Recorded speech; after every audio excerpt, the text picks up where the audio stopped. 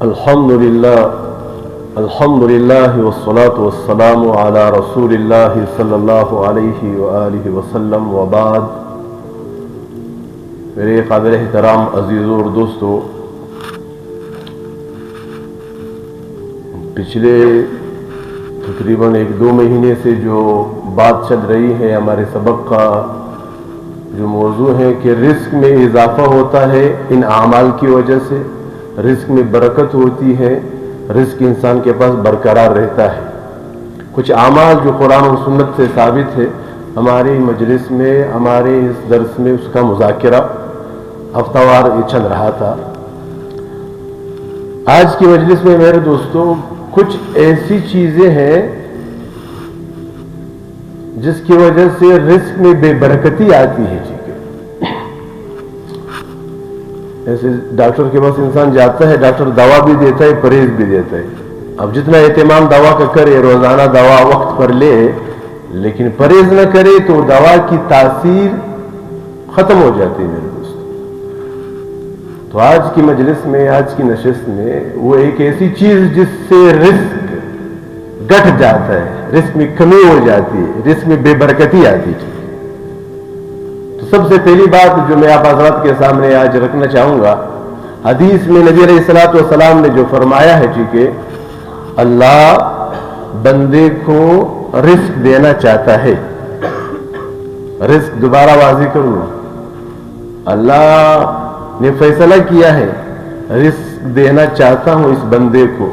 رزق سے مراد برکت ہے، رزق سے مراد دل کی خوشی ہے، رزق سے مراد دل کا سکون ہے، رزق سے مراد نارینہ اولاد ہے جو فرما بردار ہوگی. بہت ساری چیزیں رزق کے مفہوم میں میرے دوستوں داخل ہے. اس پر میں بارہا بات کر چکا ہوں. کل شیء انتفع بہ فہو رزق، ہر وہ چیز جس سے میں فائدہ اٹھاتا ہوں وہ میرے لیے رزق ہے.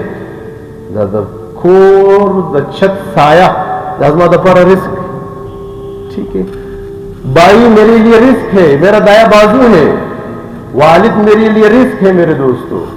اچھا پڑوسی میرے لیے رزق ہے، اچھا محلہ رزق ہے، دیندار محلہ رزق ہے، دیندار دوست جو مجھے اچھا مشہور، ہر وہ چیز جس سے میں فائدہ دنیا میں اٹھاتا ہوں، ٹھیک ہے، وہ میرے لیے رزق ہے. اب اللہ نے فیصلہ کیا میں اس کو رزق دینا چاہتا ہوں. مسئلہ اب مجھ میں ہے. آگے روایت میں وہ بندہ کوئی ایسا گناہ کر جاتا ہے جس سے خدا ناراض ہو جاتا ہے، اللہ اس رزق کو کھینچ لیتا ہے دوبارہ.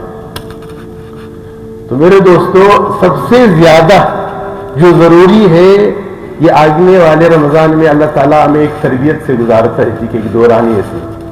وہ اولین اور آخرین سبق روزے کا یہی کہ انسان گناہ کو چھوڑ دے.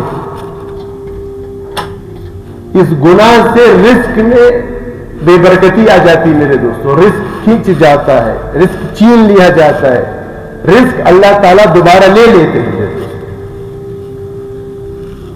میں ایک روایت آپ حضرت کے سامنے رکھنا چاہوں گا. کمزوری ہم میں ہے، ٹھیک ہے، اللہ تعالیٰ کی رحمت تو عجیب ہے. ٹھیک ہے، ہم کوشش کریں، بار بار ہم سے گناہ ہو، لیکن ہم اپنے دل میں یہ بات اپنے ساتھ اپنے اللہ سے وعدہ کرے کہ میں نہیں کروں گا. ٹھیک ہے، گناہ کا اثر ہے، اس سے روح بے چین ہو جاتی ہے. روایت میں شاید پہلے بھی آپ حضرت کے سامنے رکھ چکا ہوں. ابن قیم رحمۃ اللہ علیہ کا قول یہ ہے اس بارے میں، یہ ہاتھ ہے نا، ادھر سے تیز داری دار کوئی چاقو یا چھری لے لے یا بلیڈ لے لے، اس کو یہاں پر پھیرے تو اس سے مجھے تکلیف ہوگی، جسم کو خون نکلے گا. ٹھیک ہے، کتنی تکلیف ہوتی ہے اس جسم کو. کہا گناہ کرنے کے بعد ہماری روح کو اتنی تکلیف ہوتی ہے، روح بے چین ہو جاتی ہے، تڑپ اٹھتی ہے. ٹھیک ہے، اندر سے انسان بے چین ہو جاتا ہے. وہ اس گناہ کا اثر ہے میرے دوستو. وہ گناہ چاہے فرد میں ہو، معاشرے میں ہو، گھر میں ہو، ٹھیک ہے، گھر میں بے چینی ہوگی، فرد میں بے چینی ہوگی، معاشرے میں بے چینی ہوگی، بدامنی ہوگی، بے برکتی ہوگی. گناہ چاہے چھوٹا ہو چاہے بڑا ہو. ٹھیک ہے میرے دوستو، اب ہمت کرنی ہے ہم لوگوں نے.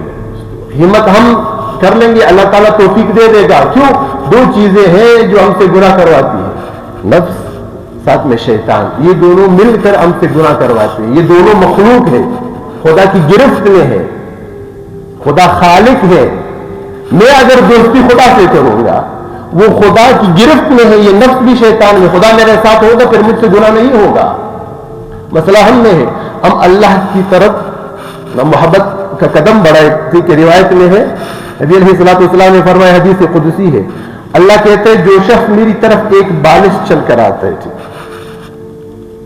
میں اس کی طرف ایک ہاتھ چل کر جاتا ہوں, اور جو میری طرف ایک ہاتھ چل کر آتا ہے, اللہ تبارک و تعالیٰ فرماتے ہیں جو شخص میری جانب پیدل چل کر آتا ہے, ٹھیک ہے, میری رحمت اس کی جانب تیز چلی جاتی. یہ مثالیں سمجھانے کے لیے دی ہے میرے دوستو. جو اللہ کی جانب محبت کا قدم بڑھاتا ہے کہ بھئی آئندہ سے میں گناہ نہیں کروں گا, اللہ کی مدد شامل حال ہو جاتی ہے, ٹھیک ہے, اللہ کی محبت اس کو اپنے باؤں میں لے لیتی ہے, ٹھیک ہے, پھر اللہ اس کے ساتھ ہو جاتا ہے, پھر نفس اور شیطان کا مقابلہ یہ کر سکے گا. اصل امتحان پتہ ہے کدھر ہوتا ہے؟ انسان اپنے ساتھ وعدہ کرتا ہے, اللہ کے ساتھ بھی وعدہ کرتا ہے کہ آئندہ گناہ نہیں کروں گا, پھر کبھی میں نے کہا ہمارے اندر ایک چیز اس کو نفس کہتے ہیں, اس کے اندر خواہش اٹھتی ہے کہ ذرا زیادہ گناہوں کو, چلو یہ گناہ کرتے. ادھر امتحان ہے, وہ جو نفس کے اندر خواہش اٹھتی ہے اس خواہش کو کچلنا ہے, روکنا ہے, ٹھیک ہے, اس پر قابو پانا ہے کہ نہیں کروں گا. کیوں؟ اگر میں نے گناہ کیا خدا کا خیال آ جائے تو روح کانپ جائے, بدل انسان تڑپے نا, روح کانپ جائے انسان کا کہ کس کی نافرمانی کر رہا ہوں. ہمت کرنی ہم لوگوں نے ہے میرے دوستو, پھر خدا ساتھ دے گا. مسئلہ ہم ہمت نہیں کرتے نا. قرآن پاک میں اللہ تبارک و تعالیٰ نے یہ والذین جاہدوا فینا لنہدینہم سبلنا, اس کو غور سے سنیں. اللہ کی سنت کیا ہے, ٹھیک ہے, اللہ کی سنت مطلب اللہ کی عادت کیا ہے, ٹھیک ہے. اللہ تعالیٰ یہ کہتے ہیں وہ لوگ جو مجھ تک پہنچنے میں, جو مجھ سے دوستی لگانے میں, میرے ساتھ تعلق جوڑنے میں اپنی آخری حد تک محنت کرتے. والذین جاہدوا کا معنی میرے دوستو آخری حد تک محنت کرنی, جس سے اس بات پر وقت کرو دیا غزہ قوم, آخری حد تک ہم نے کوشش کرنی ہے. والذین جاہدوا, جو لوگ اپنی کوشش کی انتہا کرتے ہیں مجھ تک پہنچنے میں, یہ ہمارا کام ہے کہ ہم نے کوشش کرنی ہے, بار بار یہ توبہ ٹوٹے, بار بار میں رجوع کروں. آخری حد تک میں نے اپنے نفس کی بات نہیں مانی, خیال آیا, خواہش اٹھی کہ بھائی یہ جو بد نظری ہے, نظر کا گناہ ہے, یہ میں کروں, کوئی نہیں ہے کمرے میں, تنہائی میں ہوں, نفس کے اندر خواہش اٹھی, اب اس کو روندنا ہے, اس کو کچلنا ہے, اس خواہش کو بار بار آخری حد تک نفس سے ہم نے لڑائی کرنی ہے. اس کے بعد خدا کا کام ہے, خدا نے جواب کیا دیا ہے, اس کو غور سے سمجھنے کی علماء نے بہت پیاری مثال دی ہے. یہ شرط ہے والذین جاہدوا, جو لوگ آخری حد تک کوشش کرتے ہیں مجھ تک پہنچنے میں, گناہ چھوڑنے میں, اس کے بعد پھر جزا کیا ہے, لنہدینہم سبلنا. اس کی تعبیر اگر میں آپ لوگوں کو آسان الفاظ میں چاہوں, خدا یہ کہتا ہے زیب ترلا سون وسم زانتے برا ولم, میں انگلی پکڑ کر اس کو اپنے آپ تک پہنچا دوں گا, مجھ سے اس کی دوستی پکی ہو جائے گی, لیکن شرط یہ ہے کہ پہلے ہم کوشش کریں. علماء نے اس کی بہت پیاری مثال دی ہے, میں آپ کو آسان الفاظ میں سمجھاؤں گا. علماء نے مثال دی ہے, ایک چھوٹا بچہ ہے, وہ ابھی تازہ پھل اخلی قدم اٹھاتا ہے, ٹھیک ہے, چھوٹا بچہ ہے, ابھی اس نے چلنا شروع کیا ہے, وہ سامنے ہے, والدین ادھر ہے, ٹھیک ہے. وہ بچہ جب اپنی جگہ پر کھڑا رہے گا, ہمت نہیں کرے گا آگے بڑھنے کی, ٹھیک ہے, تو والدین یا والدہ ادھر کھڑی ہے, بچہ ادھر ہے. یہ بچہ ہمت کرتا ہے, پہلے قدم اٹھاتا ہے, پھر لڑکڑاتا ہے, ٹھیک ہے, پھر گر جاتا ہے. ادھر سے والدہ کی ممتا, والدہ کے دل میں جو اس کی محبت ہوتی ہے, وہ کوشش کرتا ہے ایک دوسرا قدم اٹھاتا ہے. ادھر سے والدہ اٹھ جاتی, اس کو اپنے باؤں میں لے لیتی ہے. لیکن شرط یہ کہ بچہ تھوڑی ہمت تو کرے گا, پہلا قدم تو اٹھائے نا میرے دوست. گرتے ہیں شہسوار میدان جنگ میں, وہ طفل کیا گرے گھٹنوں کے بل چلے. ہمت ہم نہیں کرنی ہوگی, ہاں گریں گے, توبہ, پھر گناہ ہوگا ہم سے, پھر گریں گے, پھر توبہ کریں گے, پھر گریں گے. لیکن یہ ایک تربیت سے خدا تعالیٰ گزارتا ہے میرے دوستو. پھر یہ جو رمضان کا مبارک مہینہ ہے, اب خود تھوڑا بہت اپنے ساتھ یہ سوال کرے کہ رمضان المبارک میں وہ بندے جو فرض نہیں پڑھتے وہ بھی تہجد گزار بن جاتے ہیں. کیوں؟ تھوڑی ہمت کرنی پڑتی ہے نا میرے دوستو. یہ ہمت اگر انسان کرے, پورے سال انسان کر سکتا ہے. رمضان میں اتنی بڑی تعداد صبح کی نماز میں ہوتی ہے, عصر میں ہوتی ہے، عشاء میں ہوتی ہے، جتنی کہ جمعے کی ہوتی ہے. وہ ہمت ہے نا میرے دوستوں، وہ ہمت کرنی پڑے گی میرے دوستوں. میں یہی عرض کر رہا ہوں، اس گناہ کا اثر ہماری زندگی میں ہے، ہمارے جو گھریلو زندگی ہے اس میں اس کا اثر ہے میرے دوستوں. بہت ساری چیزیں ایسی ہیں، ٹھیک ہے، کہتے اثرات ہے. اللہ کی قسم، گناہ کے جتنے اثرات ہیں نا، یہ دوسری چیزوں کے اتنے اثرات نہیں ہوتے. مطلب رزق میں بے برکتی ہے، میں ہزار کوشش کر رہا ہوں پھر بھی مسئلہ حل نہیں ہو رہا، ٹھیک ہے، ادھر جا رہا ہوں ادھر جا رہا ہوں. ذرا اپنے ساتھ دوہرائے یاد، ٹھیک ہے، اپنی زندگی میں ذرا غور کرے، فکر کرے. صبح سے لے کر عشاء تک وہ کون سے ایسے گناہ ہیں جو مجھ سے ہو رہے ہیں، ٹھیک ہے. تو اس گناہوں کی فہرست بنا لے، روزانہ کوشش کرے کہ بھائی آئندہ نہیں کروں گا.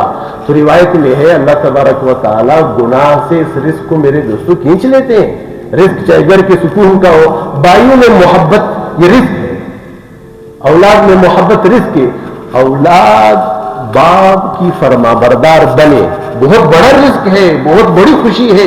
بپلار مخت زوئی اگر کوئی اچھا کام کرے گا، وہ والد کا سینہ اتنا چوڑا ہو جاتا ہے، اتنی خوشی اس کو ہوتی ہے.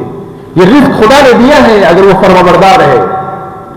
والد کے گناہ کا اثر اس کی اولاد کی زندگی پہ پڑے گا. یاد رکھو، والد ذمہ دار ہے، والد بڑا ہے گھر کا. والد اگر گنہگار ہے، اس گناہ کا اثر اس کے پورے گھر پر پڑے گا.